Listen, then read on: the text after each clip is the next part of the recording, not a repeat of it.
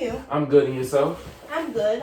Good afternoon. I'm gonna first start off by saying, I'm Gabriella, Dr. Gabriella Mills, and I started this private practice at about, 3 years ago. I just wanted to get you familiar about my territory and, what I created. The way I like to run this business is for me to provide a loving, safe, environment that you feel comfortable in speaking about anything, as well as it just being serene, making you feel like you're at home. It's not too claustrophobic or anything like that. Before we get started, I would like to discuss the informed consent form that you signed in. Yes, I gave it to your secretary. To my secretary? Okay. Yes. I will review that. So basically, we provide an informed consent form for all our clients to make sure that they know that confidentiality is a thing within my practice. You are covered by HIPAA, but at any time, if, just to put it out on the table, if I feel like, any self-harm or anything, I am obligated to report and tell the official, law enforcement that, something is going on. Understood. Okay. So, great. Let's jump right into it. Also, I would like to include that I will be taking notes, so I don't want you to feel like I'm taking away or paying attention. And part of the form consent, you see that I am recording. I just wanted you just to be aware that I do document any sessions just so, like, in the beginning, we see how it starts, and when mid-months or wherever, we do another one, and then at the end, we do another one to reflect on what has improved. I like that. Okay, so, what brings you here today? I've just been having some family issues. Okay. And I feel like I have my whole family on my back, and I do not have time to live for myself. Okay, so I hear that your family is a lot on you and you have a lot of responsibility. Can you speak more on that?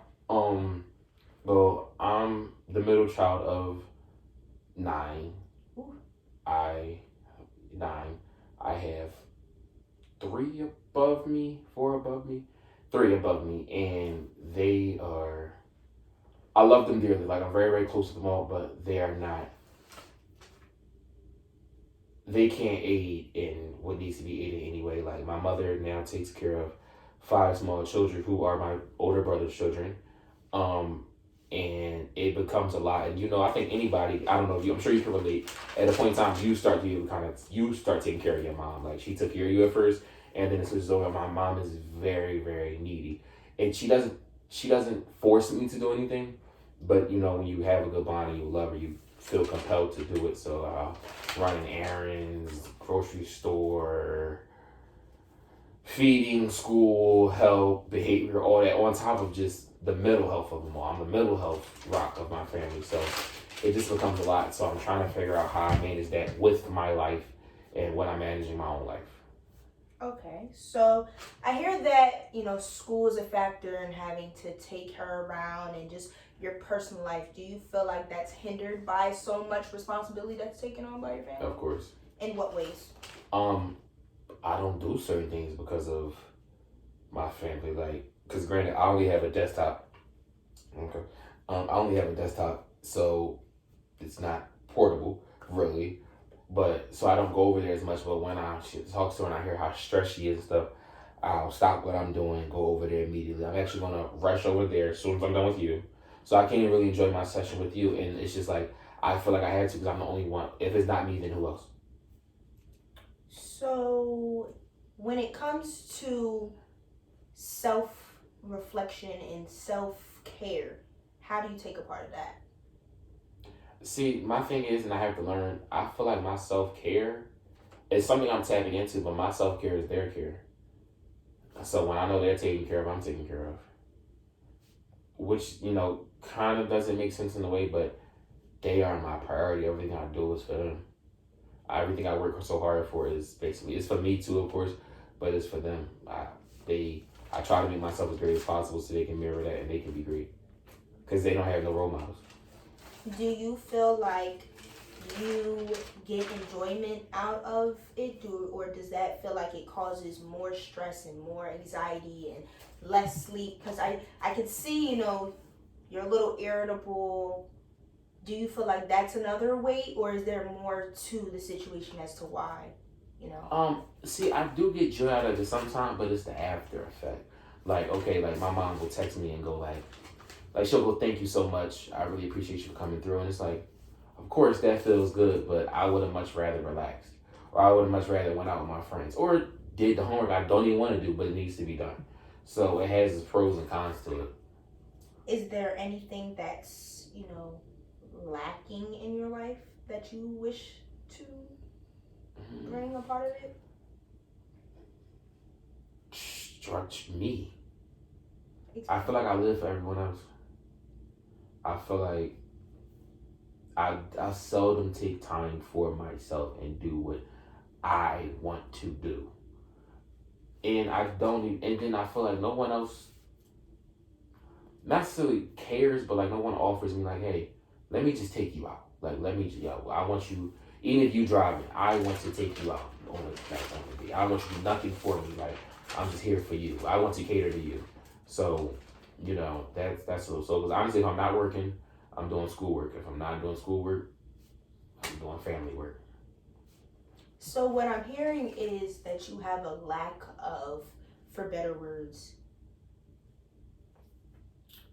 not so much a support system, but someone who's there emotionally and physically, because you feel like you're giving that to somebody else. Is that something that occurs in your life often, where you feel like you are the person that is giving too much energy? As far as any relationship with family, any relationship with a, whatever your preference is, male or female. Truth. Do you just feel like you need that in somebody else, or can you explain? I mean, see, it's funny even with that, because if somebody was to come to me and go, like, I'm really surprised I'm doing this, to be honest, but you're a professional, so. But if one of my friends came to me and was to go, yo, how are you feeling? I say the same thing all the time. I'm really rocking through the pressure. I've never been the type to vent, really. I'll give you surface stuff like, oh, my mother's irking me, or this schoolwork is killing me. But I'll never go, I'm dying inside. Like, I can't breathe, I'm drowning, or I need help. Like, it's not really me. Because I don't have time to not be okay. I feel like I always have to be okay, because it's too many people that depend on me to be okay. So when I am going through that, I go through it, but I bring myself out of it, because it's like life goes on. Been suicidal before. Not going back there ever again. So I always manage to bring myself better. I'm doing pretty good with my self happiness per se. Like, I'm doing better. Like, certain things that used to really throw me off my square and take a huge toll on me, it might take a toll, but not. I give myself like a day or two, like, yo, you gotta get yourself together, and then we back together, because I got stuff to do. So I hear that or my interpretation from what I heard was that you basically suppress your feelings so that you are that strong-willed man that. Do you feel like that should be a responsibility based on what we talked about your family? Do you feel like that should be more on your older siblings and not so much on your shoulders? Oh my God, it's crazy. Yeah, you must have been reading my mind before I came here. I actually, yesterday I got off the phone with my mother, and she was kind of venting to me, and I thought to myself, and I don't want to bash them, because I'm really, two of the three older ones I'm really close with. Third one's Rocky, but I love him.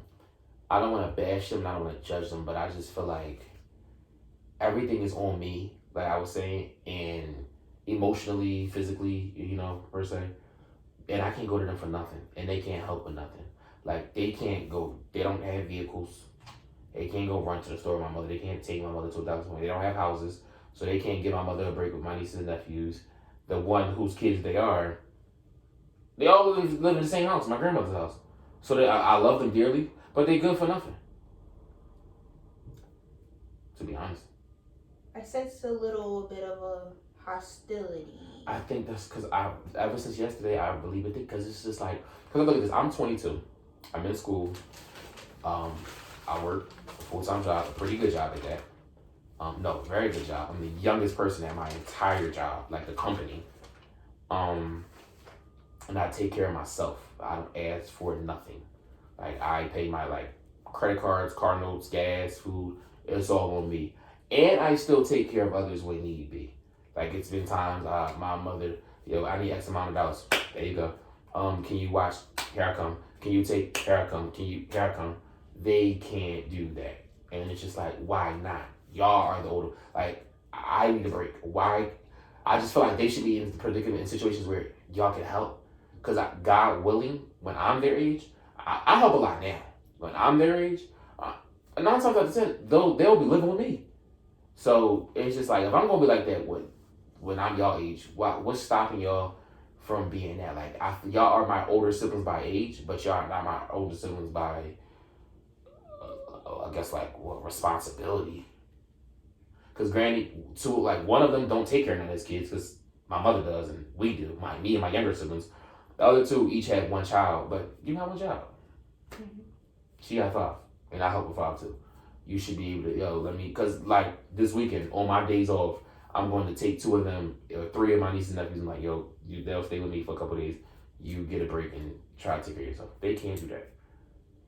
I'm completely registering and hearing everything that you're saying as I'm jotting down. Talk about how you're the youngest basically everywhere doing it, like your job or in life. Like, talk a little bit more about your job, and then we'll tie everything in. Like, my job. I'm sorry. How does it feel to be the youngest person?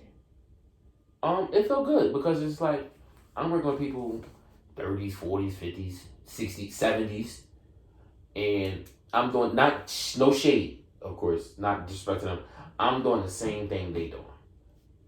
So it's like, that's dope. That feels good because it's like, especially being a black man in Philadelphia, and it's, times me, and that feels really good. But it pushes me to show I can go even further, which I am. And the sky's only the view for me. And that's how it is. It makes me very happy. So, it feels good to be the youngest when it comes to your social life and being able to be like, yeah, I got it. I get it. I could do this. So what would be the difference between you feeling good in this situation as far as the outside life rather than the inside? Because technically you're the youngest in your family, in the middle. Yeah. So it's like, why do you feel like you get more enjoyment out of,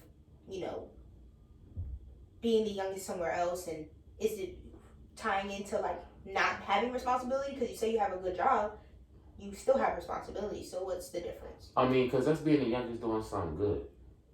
So anytime doing that, it's like I'm beastie. I don't want to be. That's okay to be. It's okay for me to be the youngest in my job. It's not okay for me to have 3 people above me who could be aiding me in what I'm stressing. Okay, I get that. I understand. I don't care if I was a millionaire and I had all the time in the world. I still would feel like you 3 people above me could be helping me. It's almost like if I was in my job doing what the supervisor's doing. What I'm doing that for? You here to do. I don't need to be doing your job. I don't need to help you with your job. You're above me. So it's like, even if I was helping the supervisor, it'd be like, okay, cool, but I'd rather not. It makes sense. It does. And I like the little analogy that you did between, your job and your work and your supervisors, because, that takes on a lot of responsibility. Yeah. So, rewinding back, you said that your relationship with your brother is rocky. Do you mind talking about that? Well, my brother been in and out of my life my whole life. And not everybody's life our whole life. But when he comes, he leaves baggage. Well, I don't want to call my nieces and nephews baggage, but I take care of my nieces. Well, my mother take care of my nieces and nephews, and I take care of them too. And this has been going on since 2013. So that was when I was 15 years old. So, aside from being in and out of my life, sometimes when I go through, to be brutally honest with you, I love my nieces and nephews like they're my children. We all do. But every issue in our life is because of them. It is not because of it's because of we take care of them. Because it's like, I was really getting, when I turned, so I have 4 younger siblings. I was 15, they were 13 and 12 and 11. So we all just getting to the point where y'all can watch yourselves. I'm getting older. I can go out now. I done got to that point, but now I gotta go. Which one of us is gonna watch the kids? That's not ours. They're not our younger siblings. They're just our niece and nephew. While he, on the other hand, is living his best life. He didn't wait. First off, when this first started happening, in 2013, he walked on my porch with one child, 2 in the womb. Since 2013, since he walked on my porch with one child, he's had 1, 2, 3, 4, 5 kids that we know about. That's the ones he's a rolling stone. What's how they say? Wherever he takes his hats off, it's a home. Is that what I know? Yeah, he be out here fucking like a rabbit. He's very fertile. It's probably a baby on the way now. I don't know about. So serious.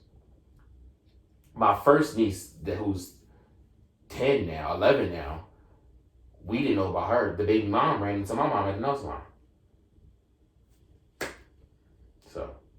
So it's just like you put such a burden. They're not a burden, but you put such a task on us that is not my task. But I'm stuck with one. I love them, so I have such a good relationship with them, and you do nothing. I can tell that you're getting a little antsy, so I'm gonna draw back so that I don't get you overworked. As far as your suicidal thoughts, do you? And I'm listening to everything and what's going on. Was that because of responsibility? Oh, you no. felt like you had to improve? This is just me. I don't want nobody else to be like, oh, he called about suicide. One, I was just I feel like dramatic. But I was just in a deep, dark depression. It was just my mental. I mean, there was some things probably like able to, but I don't feel like what was going on in my life was worth taking my life. This world needs me too much. Humbly speaking, I'm a good aid to the world. Like, I am a good aid in a lot of people's lives. It was definitely not worth me trying to take my life. Definitely not. I'll never go there. I don't care what goes on in my life. I'll never go down that path again. We'll never say never, but I don't. I think that is a very good mindset to have, that there are people in this world, especially with your family. When you're talking about. It's hard out here, especially in this environment, 2020 and COVID and everything. But as I'm hearing you talk and you getting frustrated, I can tell that you have been forced to grow up faster than you really wanted to. Oh yeah, definitely. You can agree. Mm-hmm.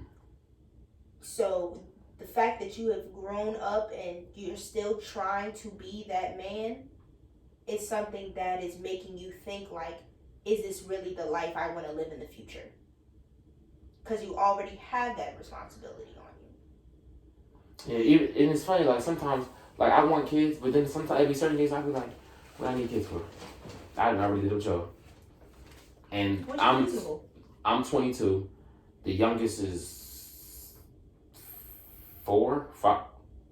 One of them birthdays this week. Youngest is 5. The oldest is 9. Give or take 3 or 4 years, I'm still gonna be helping with them. So it's almost like sometimes I'm like, what I need kids for? I got y'all, and I had all y'all since damn near birth. Three of y'all, 3 out of the 5, literally had since birth, or a few months. One since birth, the other 2 a few months after birth. And one when he was like 5, and the other one was like 2. So that's why honestly, like when I do have my own kids, it's not gonna be. I'm not gonna say it's not gonna be nothing new because they're my own. But as far as waking up in the night, changing Pampers, making bottles, crying babies, it is nothing gonna be new to me. We've been here and done that. Do you see yourself as being independent or too independent? Very. That's why I was talking about this yesterday too. I've never asked nobody for anything who was not my blood. And if I do have to ask my blood, they probably have to find out I need it before I've asked. I've been at school and slept in my car in the cold, in the freezing cold. And I could have asked somebody, hey, can I come crash in your room? I mean, with certain days I would come, but certain days I would like, I don't want to bother nobody. I would go to work overnight, get up, and then I didn't have enough because I lived 40 minutes away from my school, so and my job was right in between, so I didn't have enough gas money to go from my house to change and shower back to school. So I would leave work. Sometimes if my class was at 8 a.m., I was changing the parking lot, sleep in my car for like an hour or two. It was cold as hell outside. Cold, it was real cold. Go to class, linger campus all day until it's time for me to go back to work, and I go back to work. So basically, I never really slept. And I do it again. I really am very independent. I don't like asking people for nothing at all. My dad hates that, but it is what it is. So, I heard you use burden twice, but in burden in two different types of ways. Like, as far as you calling, taking the kids as being a burden, but why won't you be a burden to somebody else for them to take care of you? Because you did say that you wish others could take care of you. So, why do you feel like you being a burden is a big factor? I mean, it's not, but then at the same time, I don't want nobody saying they ever did something for me. I'm real big on, because the way people are, let's not even, I'm real independent. I'm cool. Like, I feel like if I can manage, there's times I've ate 3-4 day old tuna because I ain't money to buy more food. It's alright. I ain't dying. I don't want nobody saying, yo, he asked me for some, or nope, I'm cool. I'm good on my own 2 feet. I always make a way. Always. So would you view that in your life as being too prideful, I'm very too prideful. I'm the type to live in the shelter before I go ask a friend to stay with him. Swear to God. So how do you feel like that affects how you communicate and involve other people in your life? I don't in that aspect, but see, with those problems are me problems. So the me problems I can deal with me, and if it's not affecting the next, then we good. Like if I'm not lashing out on nobody, like if I was to lash out on somebody for no reason, and they're like, "Yo, what's going on?" and then I'm going through something. Then that's when I communicate, "Yo, I'm not in my right mental. I'm going through blah blah blah." But usually when I'm going through something, I keep to myself. So stay out of harm's way. It's actually eye-opening as I'm listening to you talk about, your family, your job, your work, and, we didn't tap into the love life yet. This is the first session, but I do hear you, not to say an excuse, but I do hear you talk about how everything goes on around you, but you still make it seem like it's your fault or it's because of you. I mean, if it's not even because of me, it's because of I'm going to get through it. So no matter what the situation is, if it was my fault, next person, like if that person hurt me, I got to get through it. So I don't even need you for real.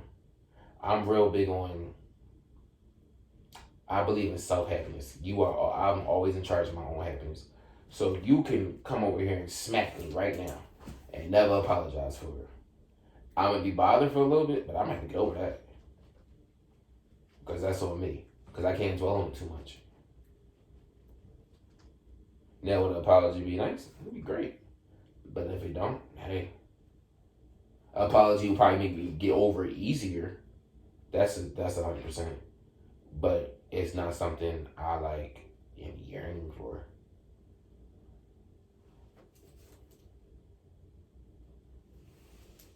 Do you think that way towards everybody, or is it just your inner circle? Everybody. And why? Because at the end of the day, life goes on. So no matter who you are, what happened, life goes. When it comes to death, mishaps in relationships, whether it's friends, family, females, life goes on. So no matter what the situation is, I always carry at some point life goes on. And I can't let it take too much of a toll on me. It drives me back to my old ways.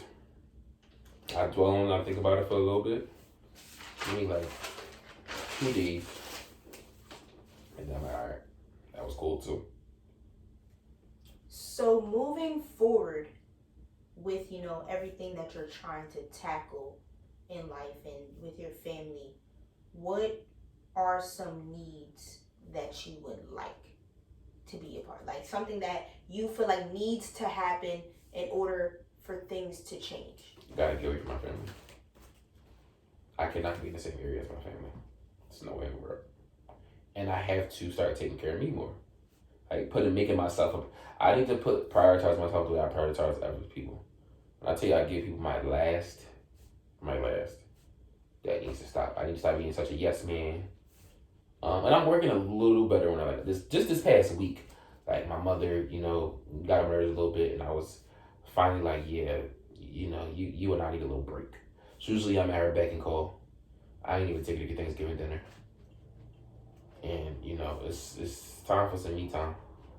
Figure out what I want in life, what I like, how I want to be treated, you know, things like that. Time check. We had 26 minutes. For real? Yeah. Because I was, okay. Sorry, Dr. Cox. This is going to be the last thing. So my last thing for you would be an assignment.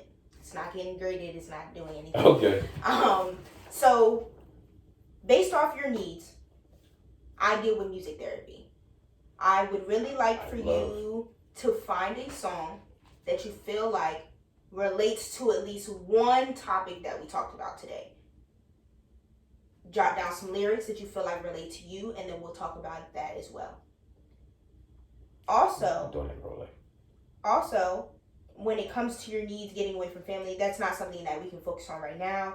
But the part where you say, taking care of me and being the yes man. I want you to try to, one, not overwhelm yourself. But for this week, hopefully Nintendo coming back for I will. I really enjoy myself. I want you to jot down some things that you enjoy doing and your schedule, and make time for, you know, even though you may go to the gym, you may, you know, do that, take time to sleep. Just think of activities. You can start writing a poem. Just think of things that you want to do, and then we can discuss that next time. Okay? I think that's dope. I'll see you sometime later this week. Yeah, it's Tuesday now, probably Friday. We could definitely set it up. You can go speak to my secretary outside, look at the schedule, what's going on. I also do emails, on call, anything you need. Okay. As far as that, and I hope you have a blessed day. No problem. Thank you so much. Nice meeting you. Nice to meet you too. I'm going to give you a handshake. Thank you so much. Thank you.